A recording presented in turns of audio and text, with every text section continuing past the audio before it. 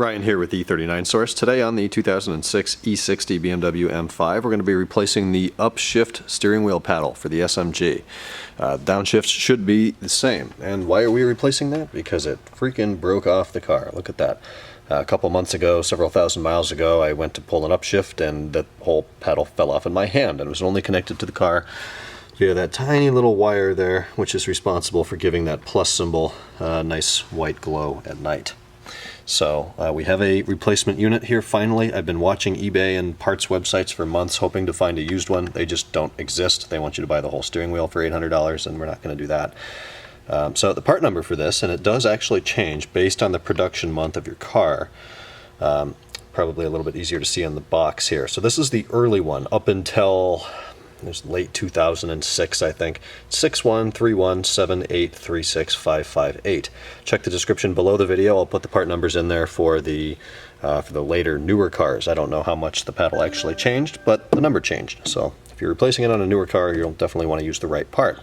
Comes with some protective tape on it. Obviously, it's going to be held in here, so we're going to need to do some steering wheel disassembly. Came with this little bag of hardware, some sort of a bracket, and then two T25, T30 screws that are going to hold that in. So we'll get to that shortly. So far, the only tool I've used is a 10mm socket to disconnect the battery. We need to disconnect the battery because we needed to remove the airbag, and the safest way to do that is with the battery disconnected.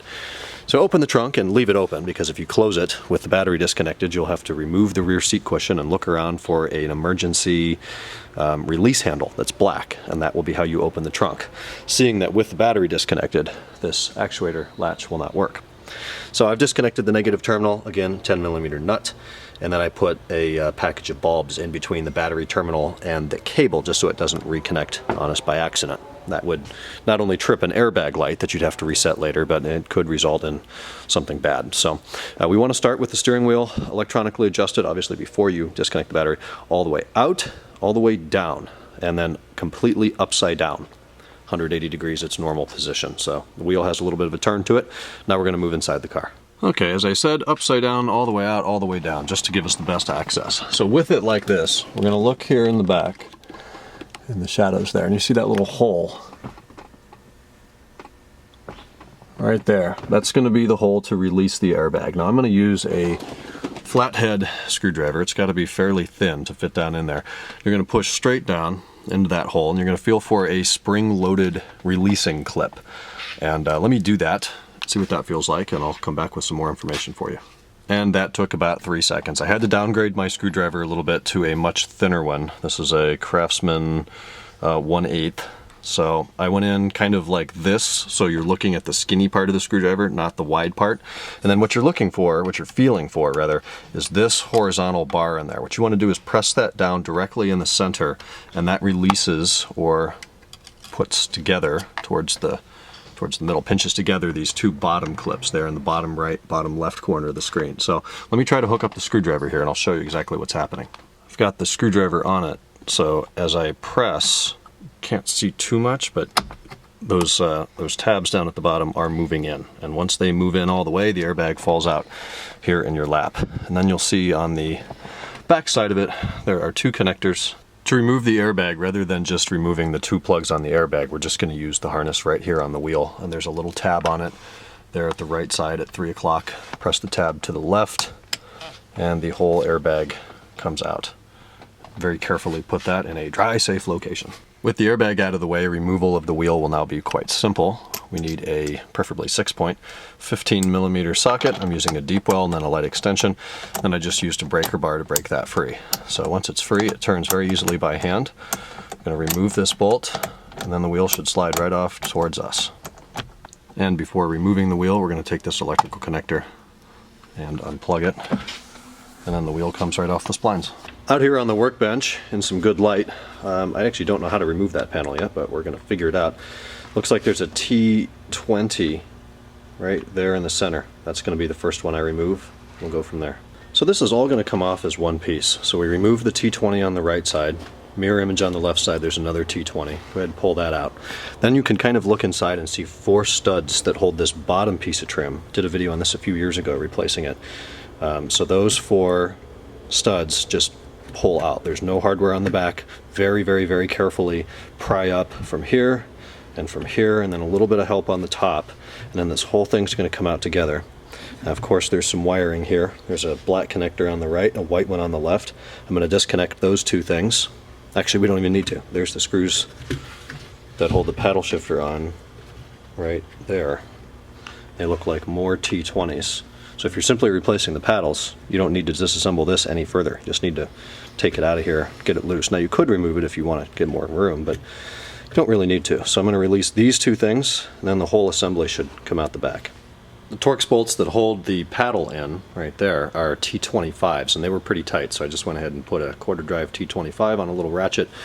They came right out. The first thing that lifts off from the front here is this tiny little bracket that the new one came with a replacement. This one's silver, but looks like the exact same thing.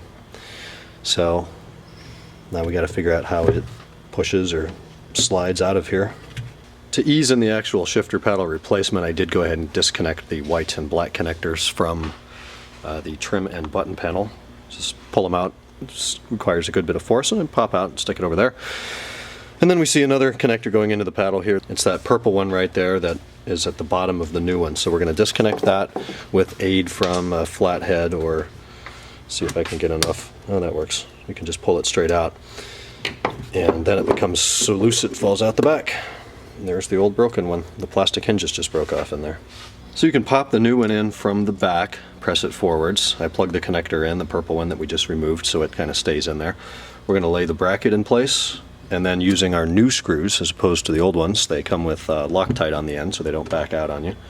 We'll just thread in those Torx 25s. So be sure not to forget your bracket. I don't see a problem with reusing the old one. If it came with one, then just use the new one. We tighten those down until they get good and snug. I don't have a Torx spec for it. There is Loctite on the end of it, so it's kind of difficult to thread in once they get started. You know, we used a screwdriver to put it in rather than the ratchet, so once your hand starts to slip on the screwdriver, that is probably fine. We can now take the trim and button panel piece, black one on the right, white one on the left, make sure they pop in. Double check your purple one before we get this all put back together. Then we're going to line that up and press those 4 studs back in the 4 holes and just make sure everything's good and tight. And then at the end we'll put those T20s back in here, and then we're ready for reassembly. Make sure the steering wheel gets put back on exactly how you removed it. Don't fiddle around with the clock spring in here and move that at all. You can break very expensive components that way. When you put it back on, it's a splined shaft, and as you can see exactly at 12 o'clock here, there is a little notch in the steering wheel, and then there's a notch on the spline. Make sure those line up exactly. Otherwise you're going to be turning right to go straight or left to go straight down the road, and that's no good. So plug in the electrical connector. We're going to thread our 15mm bolt back in, and I'll get a Torx spec on that for you in just a moment. 46 foot-pounds is the Torx spec for that bolt. Maybe have someone hold it to the left so it's not putting so much pressure on the steering wheel locking mechanism, but we're back down to 46 pounds. We've connected this wire back in.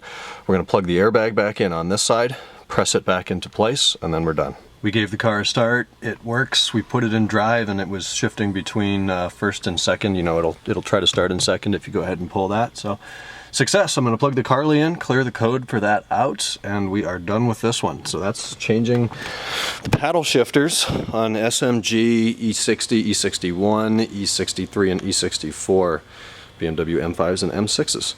Thanks for watching this one. I'll talk to you guys in the next E39 source video. Take care.